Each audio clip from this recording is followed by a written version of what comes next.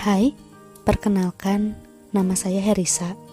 Sebagai seorang dengan tipe belajar kinestetik, saya harus membaca buku keras-keras agar tetap fokus.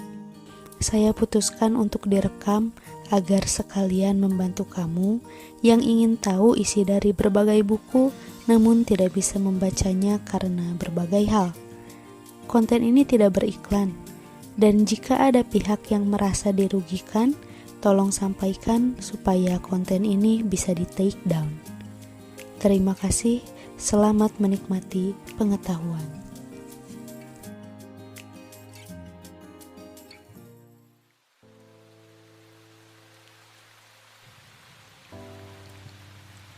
Man's Search for Meaning, halaman 30. Saya sendiri pernah ditugaskan di barak para penderita tifus yang hampir semua penghuninya terserang demam tinggi. Sebagian besar setengah sadar karena demam dan sebagian sudah mendekati ajal. Setelah salah satu pasien meninggal dunia, saya menyaksikan peristiwa selanjutnya tanpa perasaan apapun. Dan ini terjadi berulang-ulang setiap kali ada pasien yang meninggal. Satu demi satu para tawanan mendekati tubuh yang masih hangat tersebut. Seorang tawanan mengambil sisa-sisa hidangan kentang yang sudah hancur.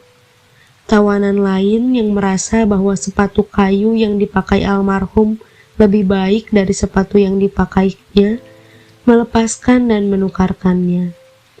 Tawanan ketiga mengambil jaketnya, dan tawanan lain merasa gembira karena dia bisa mengambil beberapa. Bayangkan karet gelang. Saya mengamati semua itu dengan acuh tak acuh. Akhirnya saya minta perawat untuk memindahkan mayat tersebut. Ketika si perawat memutuskan untuk melakukannya, dia memegang kaki mayat, menjatuhkannya ke lantai lorong di antara dua deretan tempat tidur pasien yang berisi kurang lebih 50 pasien tifus dan menariknya melalui lantai tanah yang bergelombang menuju pintu keluar. Dua anak tangga yang terletak dekat pintu yang menuju ke udara terbuka selalu menyulitkan kami, karena kami benar-benar kelelahan akibat kurang makan. Setelah beberapa bulan tinggal di camp, menaiki dua anak tangga yang masing-masing setinggi 15 cm tersebut benar-benar menyulitkan, sehingga kami harus berpegangan pada kusen pintu untuk menarik tubuh kami ke atas. Pria yang menarik mayat tersebut akhirnya tiba di muka tangga. Dengan kelelahan, dia menyeret tubuhnya menaiki tangga. Kemudian dia menyeret tubuh mayat, mula-mula kakinya, kemudian badannya, dan terakhir kepalanya, diikuti suara benturan keras ketika kepala mayat membentur kedua anak tangga tersebut. Saya berada di sisi lain barak tersebut, di samping satu-satunya jendela yang dibangun rendah, hanya sedikit lebih tinggi dari lantai gubuk. Saat itu kedua tangan saya yang dingin sedang memegang semangkuk sup yang panas yang saya seruput dengan rakus. Kebetulan saat itu saya melihat keluar jendela.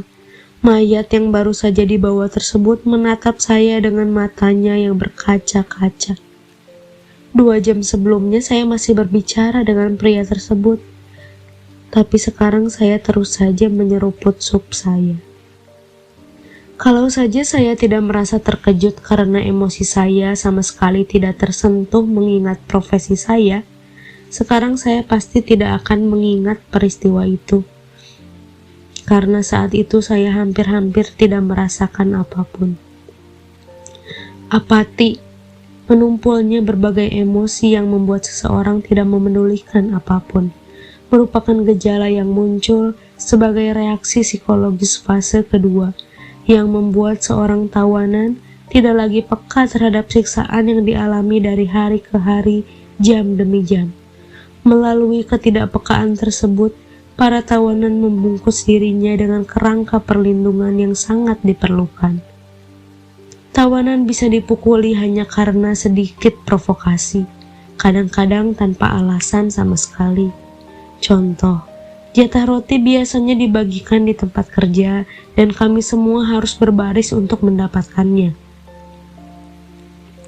Suatu hari, seorang pria di samping saya berdiri agak keluar barisan, dan ketidakteraturan itu membuat salah satu serdadu SS merasa kesal.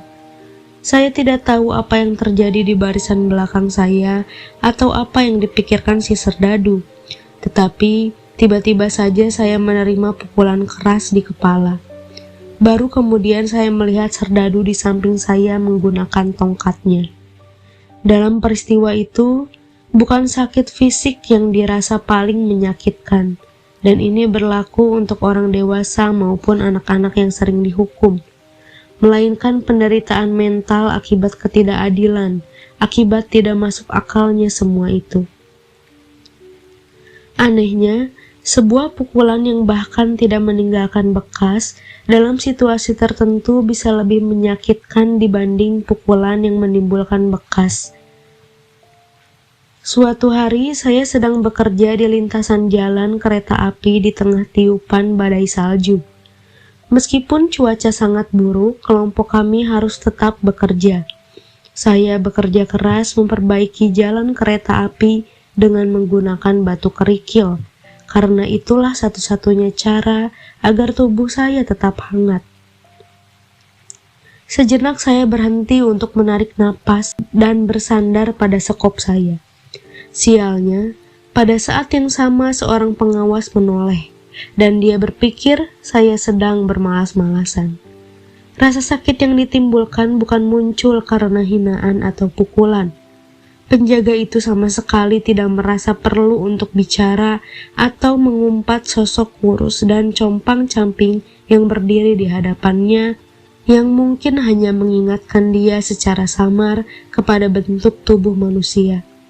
Dia hanya mengambil sebuah batu dan melemparkannya pada saya. Bagi saya, cara itu hanya dipakai untuk menarik perhatian binatang peliharaan untuk kembali melakukan tugasnya. Bagian yang paling menyakitkan dari pukulan adalah hinaan yang menyertainya. Suatu kali kami ditugaskan mengangkut potongan-potongan balok panjang dan berat melalui jalan yang licin karena tertutup es. Jika seorang tawanan terjatuh, ia tidak hanya membahayakan dirinya sendiri, tetapi juga tawanan lain yang sama-sama mengangkat balok tersebut bersamanya. Seorang teman lama saya menderita cacat bawaan pada tulang panggulnya. Meskipun cacat, dia senang bisa bekerja karena para tawanan yang menderita cacat fisik biasanya tidak lolos dari seleksi kamar gas. Dia berjalan tertatih-tatih, menyusuri jalan licin dengan memanggul sebatang balok yang benar-benar berat, dan tampaknya bisa terjatuh setiap saat dengan membawa tawanan lain jatuh bersamanya. Saat itu saya tidak sedang mengangkut balok, sehingga tanpa berpikir, saya langsung melompat untuk membantunya. Segera saja punggung saya dihantam pukulan. Saya ditegur dengan kasar dan diperintahkan untuk kembali ke tempat saya.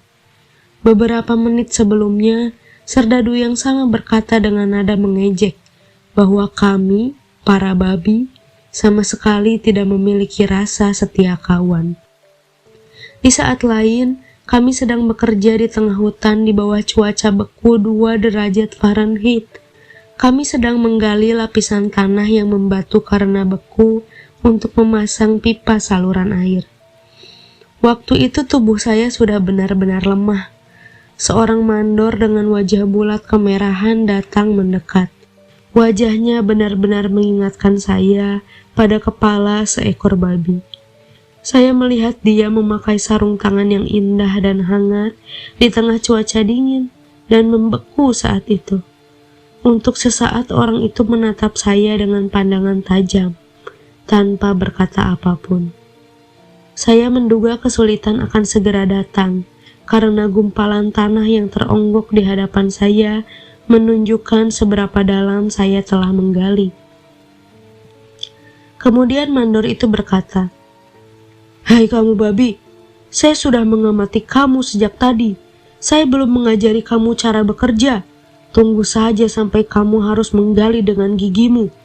Kamu pasti akan mati seperti seekor binatang.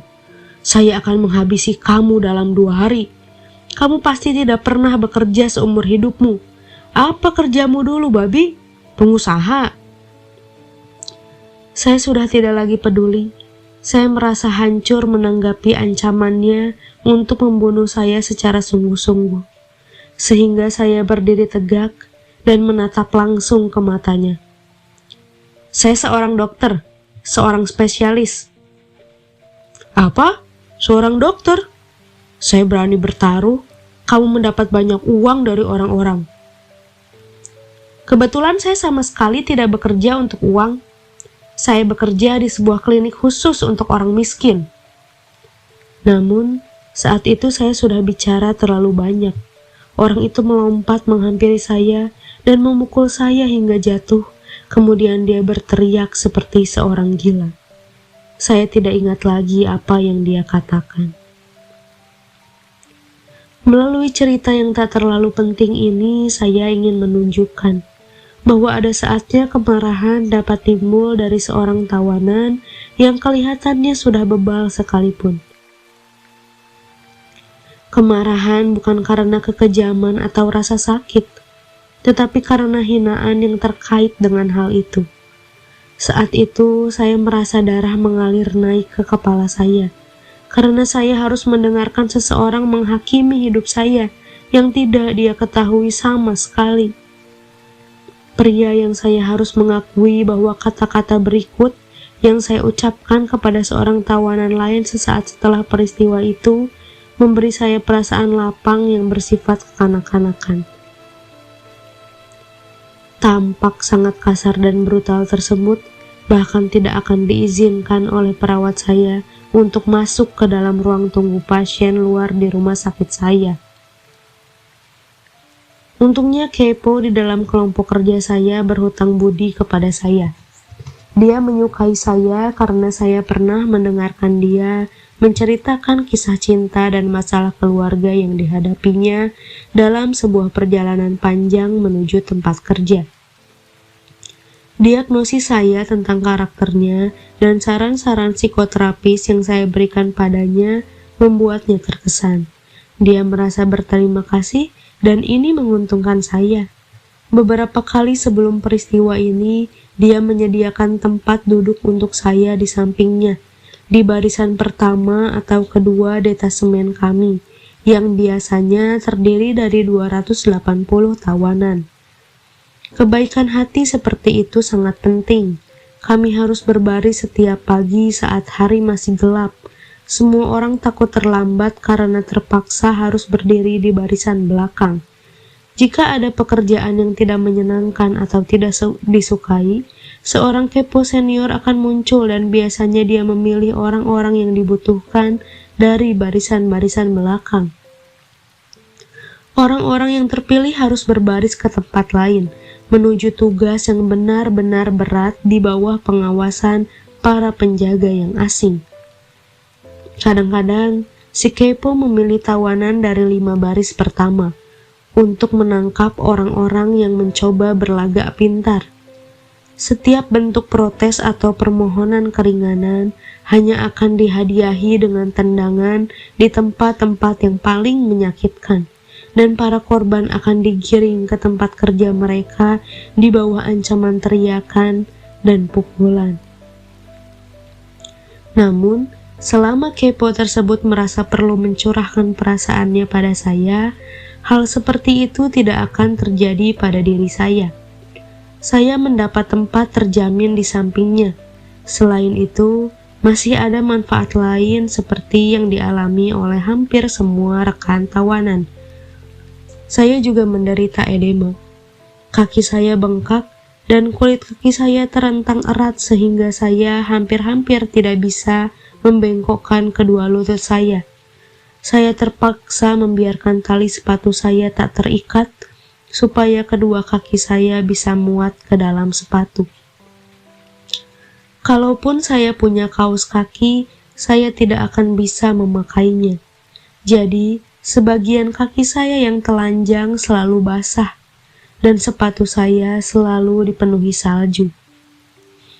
Akibatnya sebagian kaki saya terkena radang dingin dan gatal-gatal.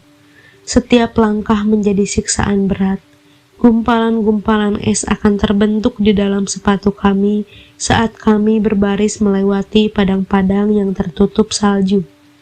Berkali-kali para tawanan tergelincir dan tawanan lain yang berada di belakangnya akan ikut terjatuh menindih tubuh mereka. Jika itu terjadi, barisan akan terhenti sebentar, tetapi tidak lama. Salah satu penjaga segera mengambil tindakan dan memukuli para tawanan dengan gagang senapannya agar mereka berdiri lebih cepat.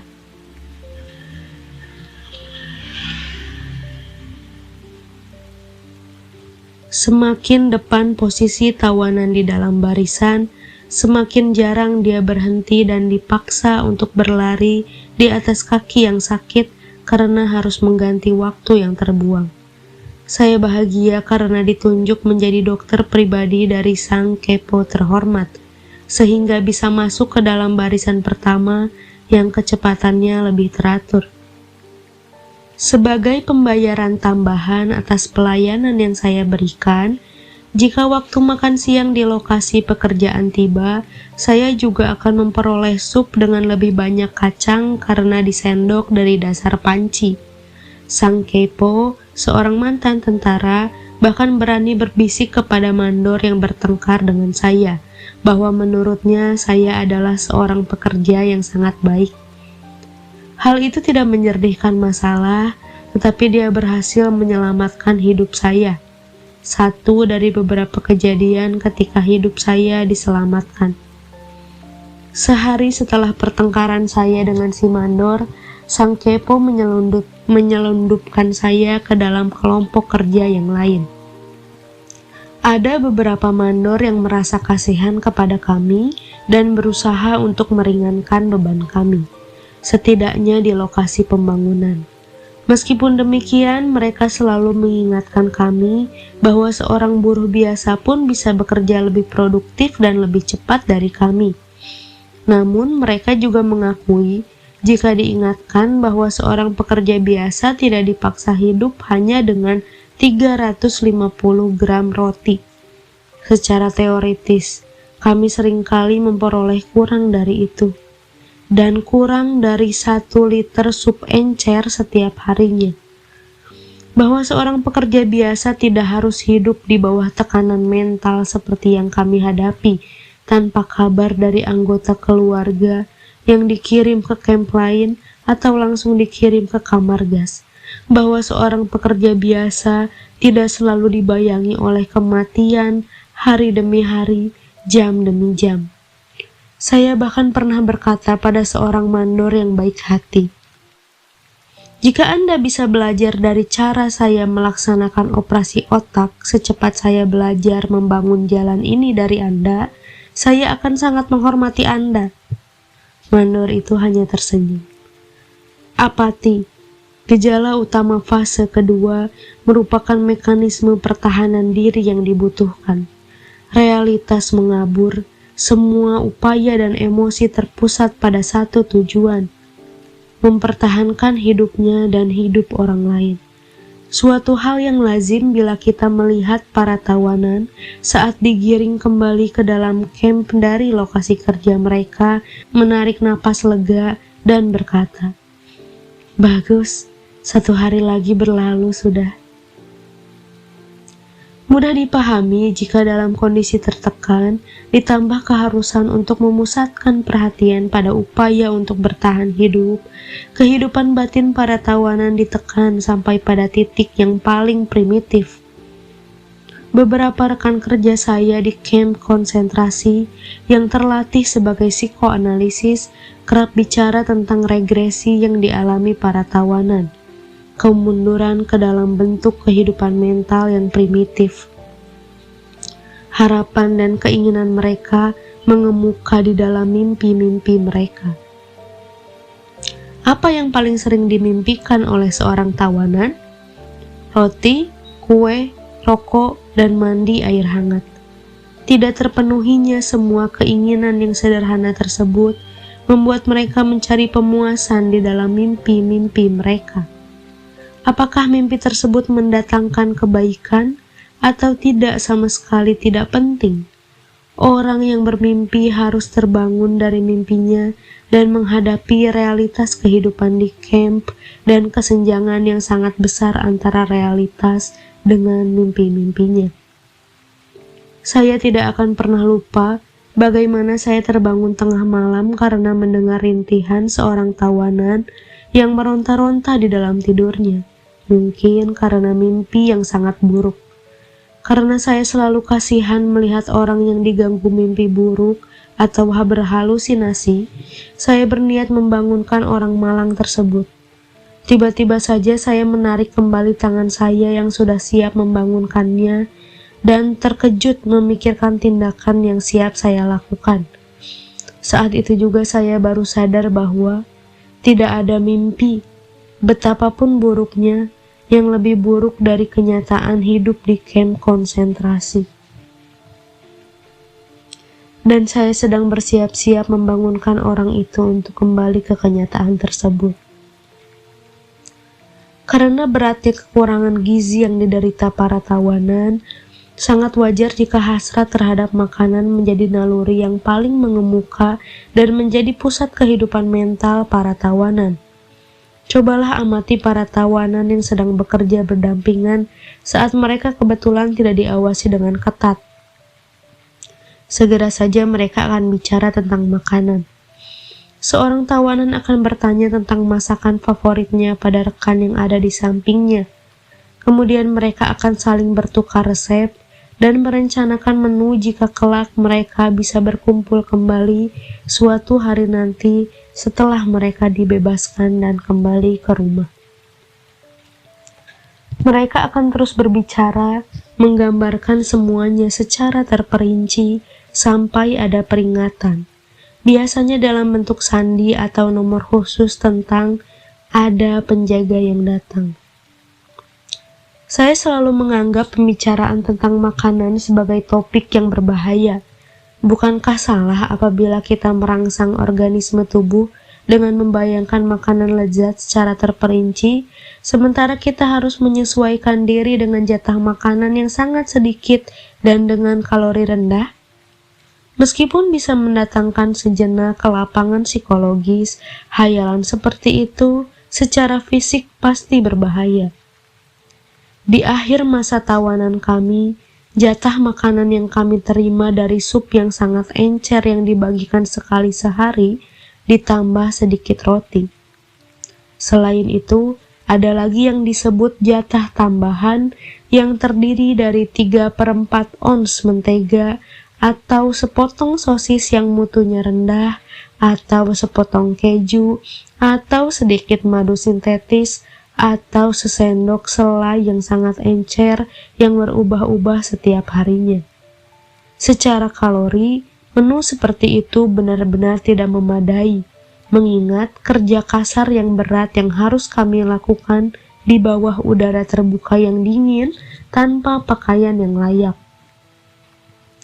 Tawanan sakit yang ada di bawah perawatan khusus, yaitu mereka yang diizinkan berbaring di baraknya dan tidak harus bekerja di camp, bahkan memperoleh jatah makanan yang jauh lebih sedikit.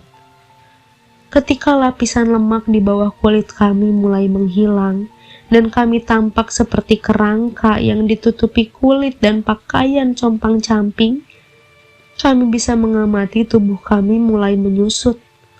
Organisme tubuh mencerna protein di tubuh kami sehingga otot-otot kami mulai menghilang. Kemudian, tubuh kami kehilangan kekuatan untuk bertahan. Satu demi satu, penghuni gubuk kami meninggal dunia.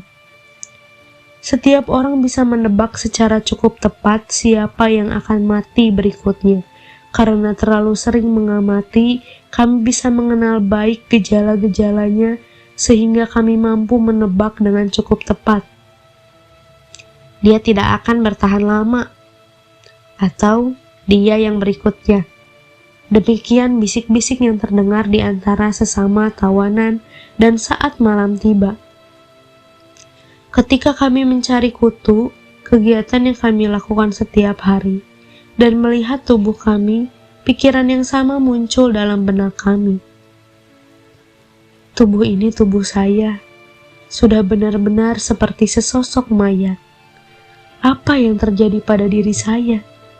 Saya sudah berubah menjadi seonggok kecil dari daging manusia, dari sekelompok besar manusia yang hidup di balik kawat berduri, berdesak-desakan di dalam beberapa pondok terbuat dari tanah, sekelompok massa yang bagian-bagiannya membusuk setiap hari karena dia tidak lagi memiliki kehidupan.